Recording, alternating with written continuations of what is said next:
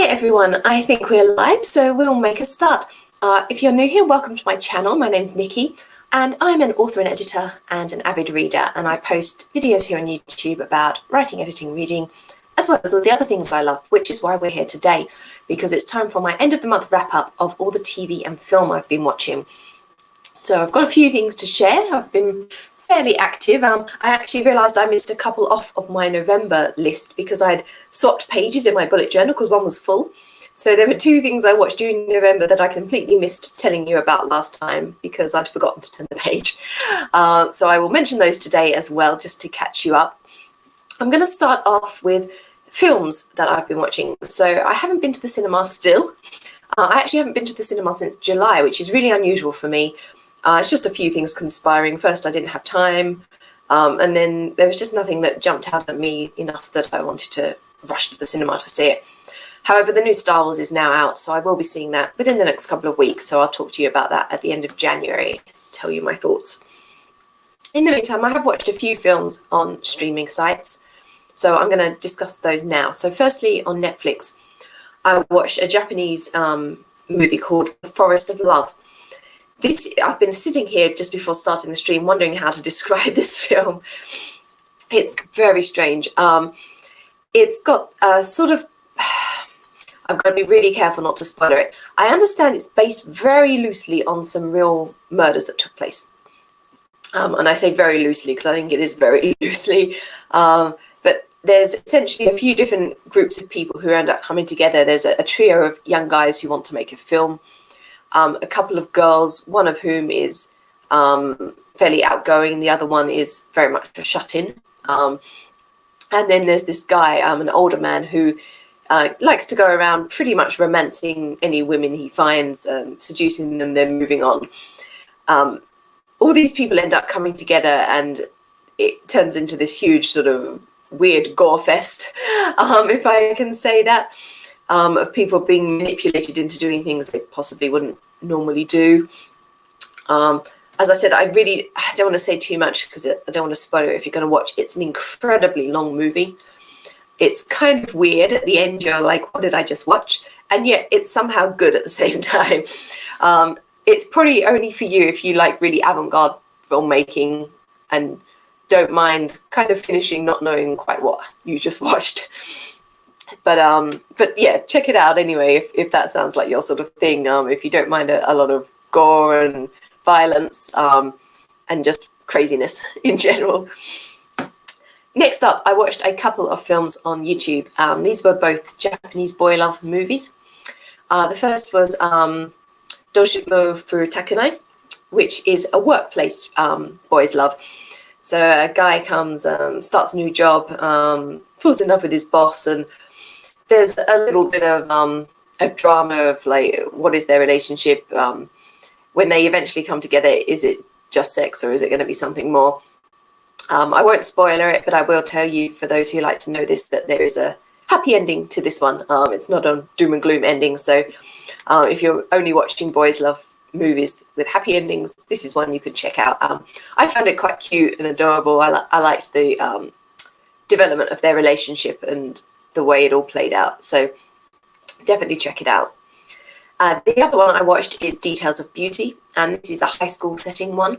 Again, for those who like to know, there is a happy resolution in the end, but essentially this one revolves around a couple who, after the holidays, have come back to the school. Only one of the pair is now holding his distance from the other. He's doing it trying to keep him safe from bullying, but the other guy doesn't realise this and takes it all very personally and thinks they've broken up. And luckily, as I said, things do resolve in the end, but I'll let you watch it to find out how. But both of these I really enjoyed. They were sweet films, good stories. There was some weird camera work going on in Details of Beauty here and there, which I don't know quite what that was about. It was like a handheld that no one could quite hold steady, which was a little bit annoying, but I don't know whether it's just the way the video's been uploaded and perhaps it's not good quality, but who can tell? But it's still watchable, so do check it out. And finally, I watched Bungou Stray Dogs Dead Apple, but I'm going to talk about that one in a minute when I talk about the anime series. So moving on, DVDs, I watched Good Omens. So this is one I forgot to tell you about in November. I got the DVD once it released here. I really loved this. I was super excited to see it because I enjoyed the book, and the idea of having David Tennant and Michael Sheen in these roles was awesome. And I thought they both did a fantastic job. It looked great. It was humorous. They were brilliant together. I totally am shipping them to death in my mind. Definitely check it out if you're a fan of the book. It's a really, I think, good adaptation. It's not absolutely exact in every detail, but it's one of those that just takes the adaptation and works so well. And now moving on, I'm going to switch this banner off actually because it's starting to annoy me. There we go. So moving on to series that I've watched on demand, and I'm just glancing through. I think they're all from Netflix or Crunchyroll. Yes. So I'll start with Netflix. I watched the anime of Erased. You may remember if you've been watching my previous videos that I watched the live action adaptation, which I really liked. And I really enjoyed the anime too. It was interesting to see where the live action and the anime differed, mostly to do with the ending, some of the latter scenes. They changed it in the live action, and I think they did so to make it a little bit more dramatic, which you can get away without it being quite so much in the anime, I think. But I think it is a great story. It worked really well. And I definitely recommend checking out both the anime and the live action because they're similar, yes. They follow the same story, but they do their own thing. And so it's worth watching the two to compare. If you haven't seen this series before or haven't watched my previous video, the basic premise is the main guy is able to go back in time. And it happens to him when an event occurs, something terrible, that he can then change. And in the past, it's been little things like a boy getting run over by a runaway truck that he's managed to prevent. But in the end, he goes back way in time, further than he's ever gone before, to his childhood to try to prevent a series of child abductions and murders. So that's the basic premise, but it's definitely one I really enjoyed. It's worth watching.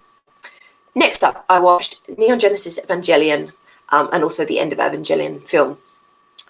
This was a mix for me. I wanted to watch them because they are so famous, and I've gotten into anime, and I thought I should catch up with one or two of these, super famous series, the ones I'd heard of even before I watched anime. They were that famous. So I enjoyed it. I didn't hate it.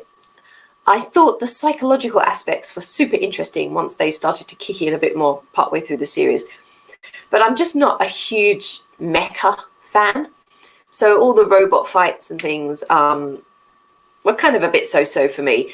I only really got interested once we started to get super psychological, which came as suddenly a bit of a shock in the middle of all these robot fights. But I'm glad I saw it, and I can see why it's such an iconic series, but it's not ever going to be one of my favorites just because it's not a style that particularly appeals to me.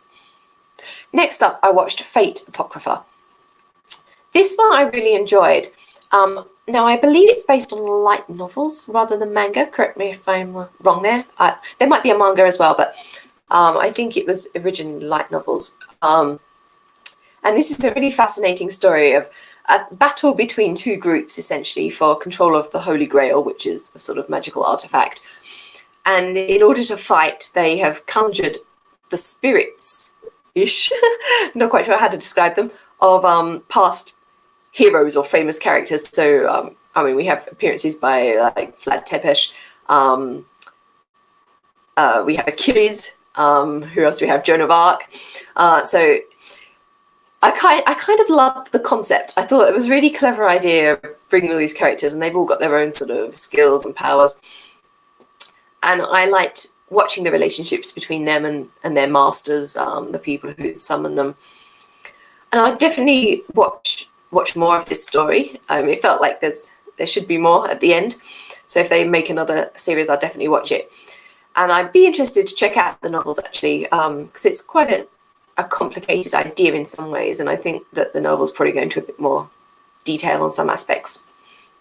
But definitely, it was really enjoyable. My husband was sitting next to me. And with the stuff that's on TV, there are a few things that he watches, but often he's just half watching while he's working on his laptop, sitting next to me. But this was one where he did kind of shift his attention from the laptop and start looking up a bit, and he got into it a little bit as well. One we did watch together, properly watching. Well, in fact, there's two that we sat and properly watched. I'll talk about them both, one after the other. The first was V-Wars. Now, I'm attracted to anything vampire-related. This also had the wonderful Ian Somerhalder in as well, which I was like, Ian Somerhalder doing another vampire series in which he's not a vampire. It just felt really wrong. And this series was just a mixed bag for me. I liked the premise. I thought the opening episode had a lot of promise with the idea of this ancient virus, like Ice Age virus, that could turn people into vampires. However, as the series went on, I kind of lost interest a bit. We watched it to the end, but it just got super predictable, and I was calling what was going to happen in scenes before they occurred and was absolutely 100% spot on every time. Even with lines of dialogue, I was saying what they were going to say, and they actually said exactly what I read out. It was so predictable. And I think it kind of lost something from that early promise.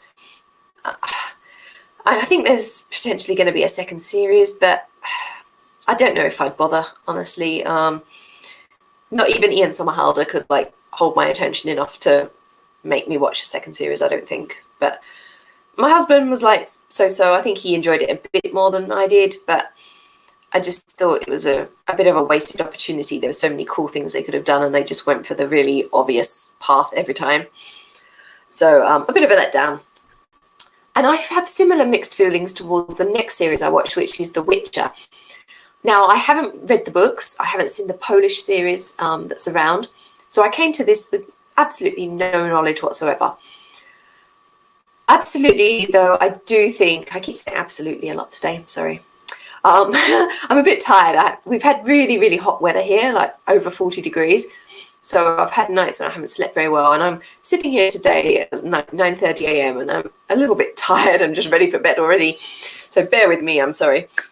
But anyway, so I went to this series with no expectations. The one thing I loved was the casting of Henry Cavill. I thought that was perfect. He is really great as Geralt. He's got a brilliant presence. I mean, I don't think he's ugly, but he's not an obvious love for me. I find him a bit too muscly. But if you like Henry Cavill really muscly, he takes his shirt off all the time in this series. So fan service for the female fans, for definite, probably the male fans as well. So there's that aspect. But I did love his characterization and his performance. I thought he was really good. And that was one of the big pluses that kept me watching. However, the series itself, I felt was a bit wishy-washy at times. The pacing was all over the place. There'd be some really brilliant scenes when you go, oh, this is awesome. But then you'd sit there for the next 15 minutes going, something happened, what's going on? This is weird, And the other thing that I found difficult was we kept jumping back and forward in time. And because Geralt doesn't really age or look any different, sometimes it took a few moments for you to work out whether we were in the current timeline or the past. So that made it a bit confusing. If they'd done something to more clearly mark those back and forth in times, I think that would have helped. It wasn't the end of the world. You did, after a few minutes, work out what was going on. But it didn't help with that pacing issue and that as well. I didn't really care much for Yennefer. Sorry if you like her, but I found her really annoying, so I couldn't get behind her as a character. And all the way through, I was like, is he just going to meet up with Ciri at some point? Please. And it didn't happen till the last few seconds of the final episode, leading into a second series, obviously. But that kind of annoyed me a bit. I wanted them to get together a bit sooner than that. So, yeah, it was a mixed bag. I probably would watch a second series because I kind of want to know what's going to happen now. But at the same time, it wasn't one I'd absolutely rave over and want to watch again and again. Essentially. So it'd be a sort of 3.5 stars for me if I was doing star ratings on these. And the final Netflix one I watched was Mob Psycho 100, the live action Netflix adaptation. Again, I'm coming to this is a manga anime again, and I'm coming to it with no knowledge and no expectations. My husband actually sat and watched a little bit of this with me, and at first he was like, this is absolutely ridiculous, you know, what is this? But as the episodes went on, he came to appreciate it, and he said he took it a bit too seriously at first, and I think that is a major point. You can't really come into this and treat it as a 100% serious drama. There's a lot of comedy and fun mixed in there as well, and you have to kind of accept that and not assume that it's all going to be super serious 100% of the time. So I thought it was really fun. I liked the idea. I liked all those little quirky bits of humour that went on, and I definitely watch more of this either as a live action or to go and find the anime or the manga as well. It was super cute, and I loved the character of Mob. I thought he was so adorable. Just to give you a bit of background in case you don't know, in this series Mob has psychic powers essentially, and he works with this older guy who has no powers but likes to pretend he does, and he's trained Mob not to use his powers on people and to do good. But then Mob's often faced with the situation where there are bad guys and he has to stop them, and the only way he can do that is by using his power on people. And he has to kind of find a balance, I guess you'd say, during the series between not wanting to do wrong and wanting to help people. And it's great fun. As I said, it's a little bit silly, but in an enjoyable way. So do check it out if that sounds like your sort of thing. And now finally, I've got 3 more series that I watched on Crunchyroll. So the first is Yuri on Ice. Yuri on Ice is super cute. I absolutely adored it. I'm actually a big fan of figure skating anyway, so to mix figure skating with a bit of boy love was absolutely ideal for me. I loved how the figure skating sequences looked so real. They were wonderfully animated, and you could really see them doing the triple axels and the double toe loops and things, which I loved, because they could have just done that really hodgepodge and it wouldn't have worked as well. Yuri is such a delightful character, and I was absolutely rooting for him and Victor all the way through. So if you like the idea of boys love and figure skating, definitely check out Yuri on Ice. Next up, I watched Love Stage. This is the boys love based on a manga, and I'm actually reading the manga at the moment, so I've kind of got ahead of the story from what I've been reading and watching the anime, but it's really sweet. The basic premise is there's a guy who, as a child, was made to take on, he's a boy, but he was made to play a female role of a young girl in a commercial when the actress didn't show up. Years later, the company want to make a new commercial that is a sort of 10 years later thing. And so it's now that the young boy and him that caught the bouquet in the end of the first commercial are now going to be getting married themselves. At first, he refuses to do the commercial because although all his family are in show business, he just wants to be a manga artist, even though he's got 0 drawing talent. And he's really shy of crowds and people. And they persuade him in the end to do this commercial, and they have to dress him up as a woman again.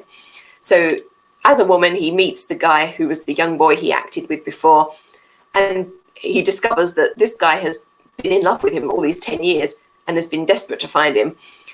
And then it's revealed that he's actually a boy, which throws everything into disarray.